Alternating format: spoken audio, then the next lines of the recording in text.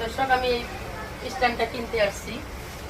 আমরা আসছি আশুলিয়া না, হ্যাঁ এটা নবীনগর। নবীনগর আসছি। আপনারা জানেনই আমার হাত নেই, ফোন ধরে ভিডিও করার সমস্যা। আমি এই জন্য স্ট্যান্ডটা নিতে আসছি। আলামিন ভাই সাথে আছে, ওনারে নিয়ে আসছি স্ট্যান্ডটা কেনার জন্য।